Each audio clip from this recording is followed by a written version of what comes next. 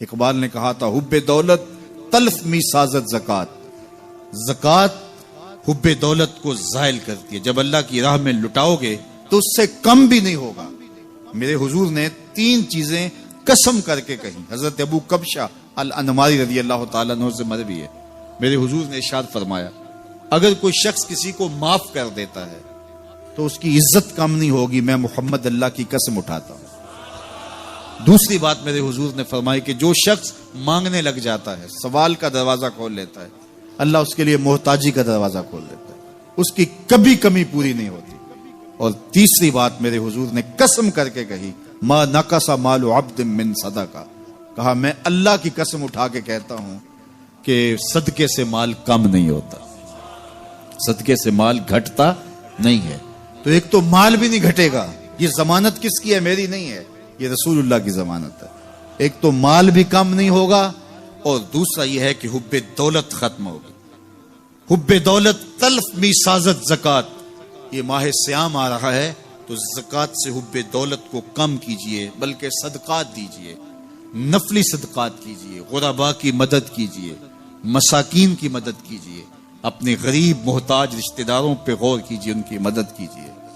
اپنی ہمسائیگی میں دیکھیے، پردے سے مدد کیجئے، ان کی عزت نفس بھی مجروح نہ ہو. یہ جو نمائش لگا کے 10 اخباروں میں چھپوا کے لوگوں کی مدد کرتے ہیں، اس سے گریز کیجئے. کبھی سوچیں کہ اگر آج کسی کی بیٹی لائن میں کھڑی ہے تو کل اگر یہ مرحلہ میری بیٹی کے لیے آ جائے تو پھر میرا مزاج کیا ہوگا. تو عزت نفس کا خیال رکھیے، لوگوں کی غربت کا تماشا نہ اڑائیے، اور لوگوں کی جو ہے وہ محتاجی کو اپنی تسکین کا ذریعہ نہ بنائیے. یہ تو اللہ نے تمہیں دیا اور انہیں نہیں دیا، اور وہ آزمائش کی گھڑی میں کھڑے ہیں، تم ان کے ساتھ کھڑے ہو جاؤ. تو لوگوں کی مدد کیجئے، دکھیوں کے کام آئیے، مساجد کی جو ہے وہ تعمیر کیجئے، مدارس دینیا کے ساتھ وابستہ رہیے، اور لوگوں کی فلاح کے لیے، بہتری کے لیے کام کیجئے. اللہ نے آپ کو دیا ہے، یہ مال یہاں رہ جانا ہے. میرے حضور نے فرمایا ابن آدم کہتا ہے میرا مال میرا مال. اس کا مال وہ ہے جو اس نے کھایا یا پہنا اور پرانا کر دیا یا آگے بھیج دیا، باقی اس کا نہیں ہے، وہ وارثوں کا ہے. مرتے ہی ورثہ بن جائے گا، مرتے ہی ترکہ بن جائے گا. کفن بھی میلا نہیں ہونے دیں گے کہ بعض اولادیں تو بانٹ لیتی ہیں. اللہ اکبر. وہ گھر جو ان کے لیے بنایا تھا، ایک رات بھی تجھے اس گھر میں رکھنے کے لیے تیار نہیں ہوں گے. آج تیرا نام چھن گیا. آج کوئی یہ نہیں کہتا کہ پیچھے سے مانگے اور حاضر اس چودھری صاحب کے، حاضر اس میت کے. آج تو ڈیڈ باڈی بن گیا، آج تو میت بن گیا. آج خان صاحب، ملک صاحب، چودھری صاحب، پیر صاحب، مفتی صاحب، تیرے سارے ٹائٹل چھین لیے گئے. آج پیچھے اس امام کے اور دعا واسطے حاضر اس میت کے. آج تو میت بن گیا. آج تیرا لباس بھی پھاڑ کے اتارا ہے. آج تیرے انگوٹھے باندھ دیے گئے ہیں، ناک میں روئی ٹھونس دی گئی ہے. آج تو غسال کے رحم و کرم پہ ہیں، وہ تجھے ادھر الٹ دے یا ادھر پلٹ دے. اب تیرے پاس کوئی اختیار ہی باقی نہیں رہا. میاں صاحب بولے جاندی واری ڈرونا بنے ہو تے ہاتھ نہ لاندے ڈرتے. آج اولاد بھی دور ہے، پوتے اور پوتیاں بھی ڈرتی ہیں. جاندی واری ڈرونا بنے ہو تے ہاتھ نہ لاندے ڈر دے. جنہ لئی تو پاپ کمائے اج کتھے نہیں تیرے کر دے.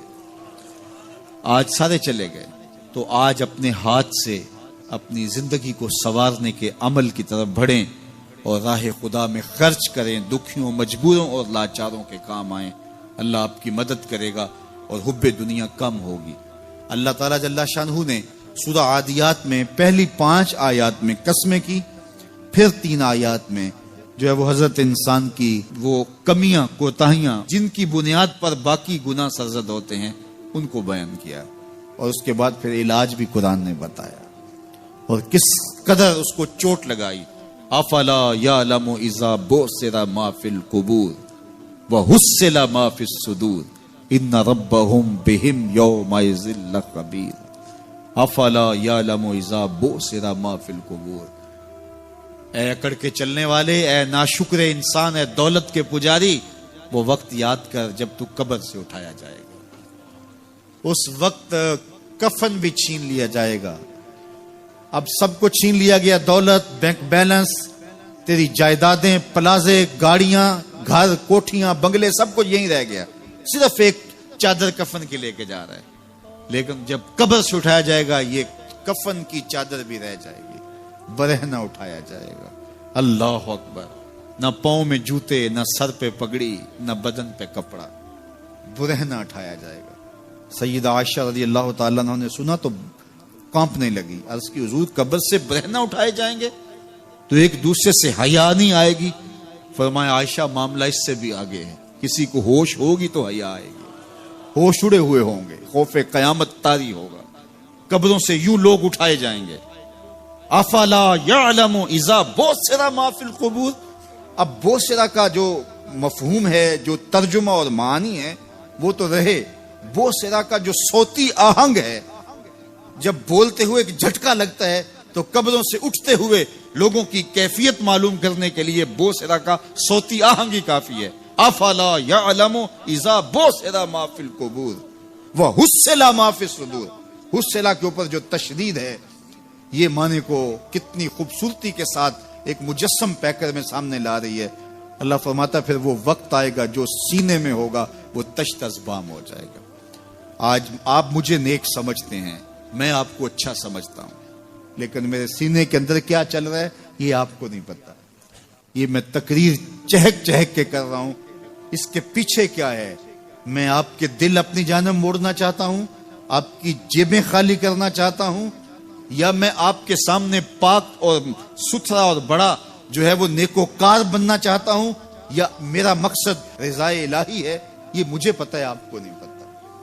آپ کہاں ہیں، کہاں کھڑے ہیں، میں آپ کو اچھا سمجھتا ہوں، لیکن آپ کو پتہ ہے کہ ہم کہاں کھڑے ہیں۔ لیکن قیامت کے دن یہ ساری چیزیں سامنے آ جائیں گی۔ وَحُصِّلَ مَا فِي الصُّدُورِ، اور سورہ الطارق میں فرمایا یوم تبلی السرائر فما لہ من قوت ولا ناصر، اس دن سارے راز کھول دیے جائیں گے اور کوئی طاقت نہیں ہوگی جو ان رازوں کو کھلنے سے روک سکے گا۔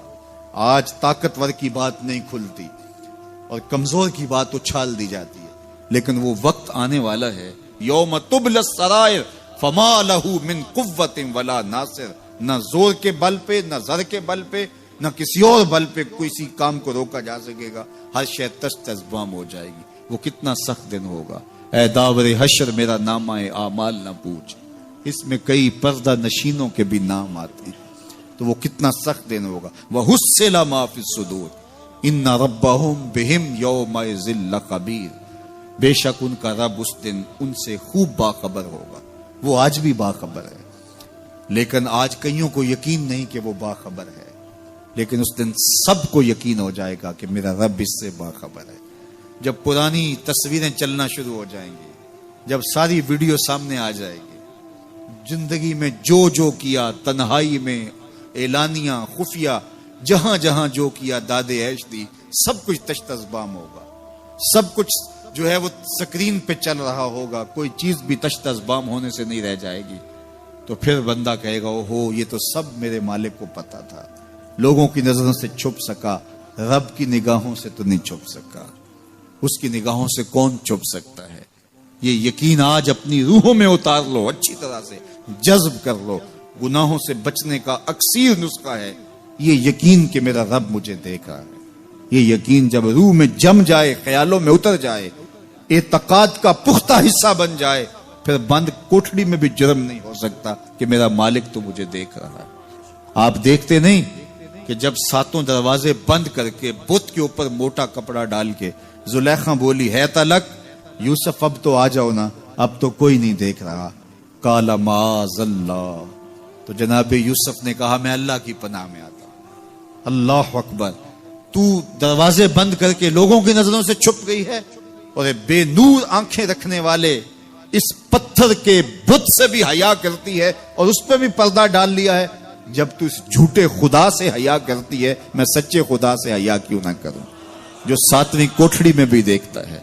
اتنی روشنیاں برسی کہ گناہ کا تصور بھی محال ہو جائے، تو یہ یقین کہ میرا اللہ مجھے دیکھ رہا ہے، یہ انسان کی زندگی میں نظم پیدا کرتا ہے۔ آنے والا موسم ماہ سیام رمضان المبارک، یہ ہماری زندگی کے اندر یہ نور داخل کرتا ہے کہ میرا اللہ دیکھ رہا ہے. کڑکتی دھوپ، برستی گرمی، زباں کانٹا، ہونٹ خشک، گلا خشک، دروازہ مکفل، ٹھنڈا پانی دستیاب، لیکن ایک گھونٹ بھی حلق سے نیچے نہیں اتارتے کہ میرا اللہ دیکھ رہا ہے. وضو کرتے بھی احتیاط کرتے ہیں کہ میرا اللہ مجھے دیکھ رہا ہے. کرتے ہیں کہ نہیں کرتے؟ یہ نور ملتا ہے کہ نہیں ملتا؟ اس کو پھر جذب کر لینا چاہیے تاکہ یہ زندگی میں چھا جائے. کیونکہ جو رمضان میں دیکھتا ہے وہ غیر رمضان میں بھی دیکھتا ہے. اور پھر پانی نہیں پیتے کہ اللہ دیکھ رہا ہے، کھانا نہیں کھاتے اللہ دیکھ رہا ہے، لیکن جب آنکھ بھٹکتی ہے تو اس وقت اللہ نہیں دیکھتا. جب خیال بہکتا ہے تو اس وقت اللہ نہیں دیکھتا. رشوت میز کے اوپر سے لے رہے ہوں یا نیچے سے لے رہے ہوں تب نہیں اللہ دیکھ رہا ہوتا. اللہ صرف کھانے اور پینے کو دیکھ رہا ہوتا ہے. یہ جو ایک نور آیا ہے اس کو جذب کر لیں، پوری زندگی میں پھیلا لیں. تو اسی لیے رمضان تقوی بانٹتا ہے، روزہ تقوی بانٹتا ہے، زندگی میں نور اور روشنیاں بھر دیتا ہے.